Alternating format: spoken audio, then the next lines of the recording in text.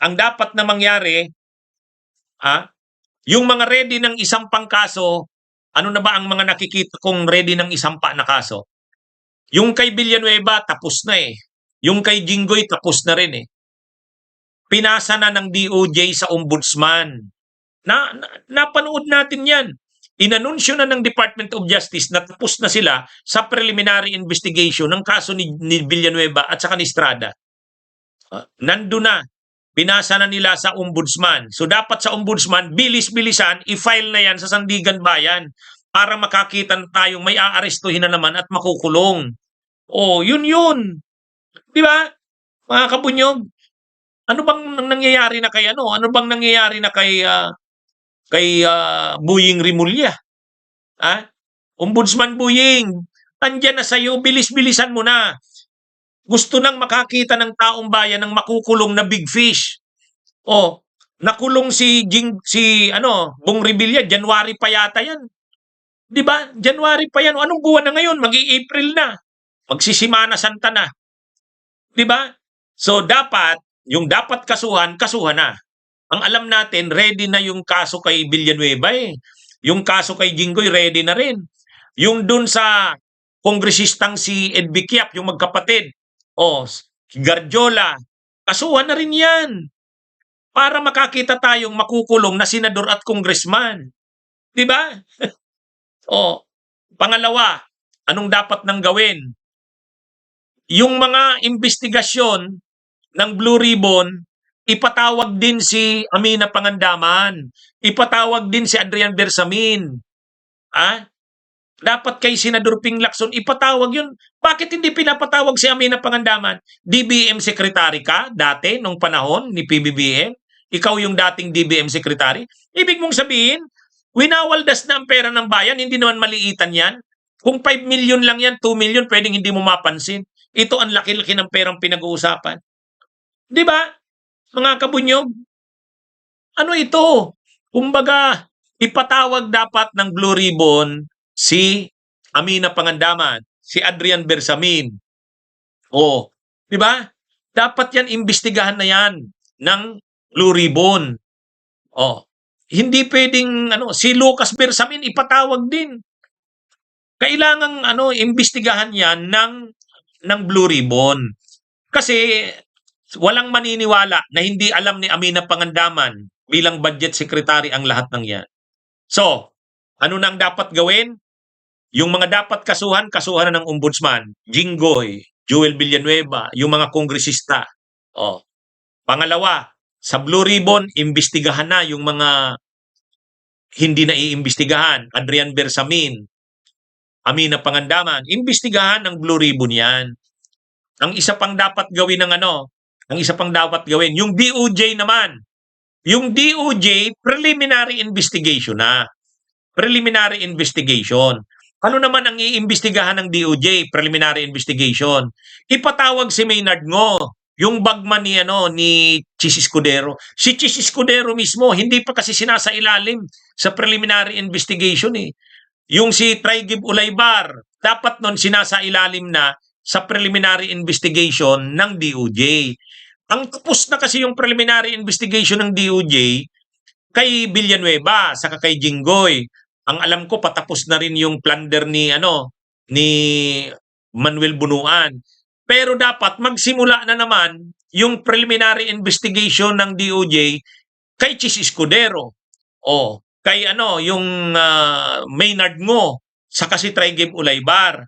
Yan na yung kumbaga mga kabunyog, mga kababayan, ganyan dapat yung nagiging pagsulong natin. Kasi gustong makita ng taong bayan na nananagot ang lahat ng sangkot. Ini-impeach si Sara. Isa yon. Kinakasuhan na si Villanueva, Jinggoy Estrada. Saka yung mga kongresistang si Yap at saka Garjola, ikulong na yung mga yan. Tapos yung Blue Ribbon naman, magpatawag ng investigation in aid of legislation kay Amina Pangandaman, Adrian Bersamin. Pagkatapos, yung DOJ naman, preliminary investigation na kay Chis Escudero, kay Maynard Ngo, kay Traigib Ulaybar. Yan yung tuloy-tuloy na yan. At pagkatapos, kung ang ICI ay sarado na, hindi na sarado na yan, magbuo na ng bagong Independent Commission for Infrastructure, kung ano man ang ipapangalan. Permanent na. Created na ng batas. May inisponsoro ng bill si Congresswoman Laila. Mayroon na ring inisponsoro na bill sa Senado si Kiko Pangilinan. Isulong na 'yon. Isulong na 'yon para pag nagkaroon ng permanente ng ahensya na mag-iimbestiga ng korupsyon, maiimbestigahan pa yung mga korupsyon sa flood control sa ibang probinsya.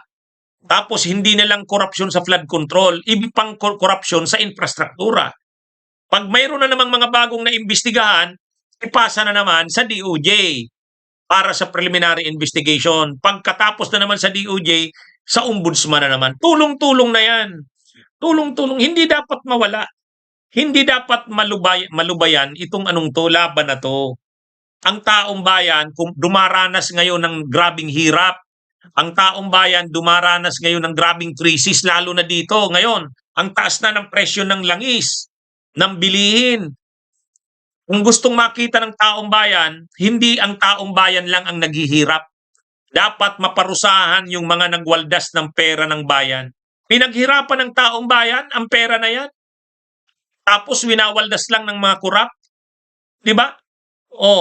Kaya ito mga kabunyog, mga kababayan, diniscuss ko uli itong topic na to para suportahan natin tong panawagan na to. Hindi pwede itong lubayan. Lalo na, susulong na ang impeachment ni Sara, iisipin niya ng mga pro-Duterte, gagamitin na namang issue nila yan. Tingnan nyo, si Sara na lang ang pinag-initan, nasaan na yung mga big fish na sinasabi? Di ba? Ganyan yan mga kabunyog, mga kabayan. Dapat tuloy. Yung mga big fish talaga, makulong yan. Habang ini-impeach si Sara, total ang involved lang naman sa impeachment ni Sara, yung House of Representatives, saka Senate. Di ba? Hindi na, iba naman yung DOJ, iba naman yung ombudsman, iba naman yung Sandigan Bayan. At yung pagpasa naman ng mga batas, yung magki-create ng bagong permanente ng Independent Commission for Infrastructure, corruption sa infrastructure, ang nagsusulong naman nun, Kamara at saka Senado rin di gawin din nila yung trabaho nila. Di ba? Mga kabunyog. Kaya ito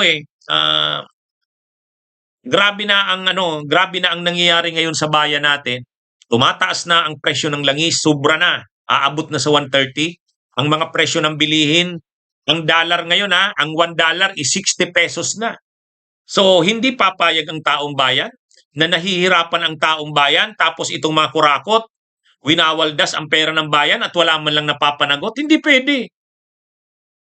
At kapag sinulong yung impeachment ni Sara, tapos yung mga kurap na mga politiko, congressman, senador, hindi naman napapanagot, sasabihin na naman yan ng mga pro-Duterte, si Sara na lang ang pinag-initan nyo di ba? Kaya hindi, tuloy. Dapat sa party ni PBBM, ituloy-tuloy. Yung sinabi niya noon, mahiya naman kayo. Yung sinabi niyang mananagot ang lahat, dapat makita yan ng taong bayan.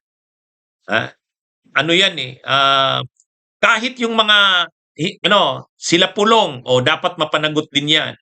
Sila Bongo, may mga kaso rin yan. May mga kaso yan. Dapat ituloy-tuloy. Yan mga kabunyog, mga kababayan, mabuhay po tayo. Magandang araw sa inyong lahat.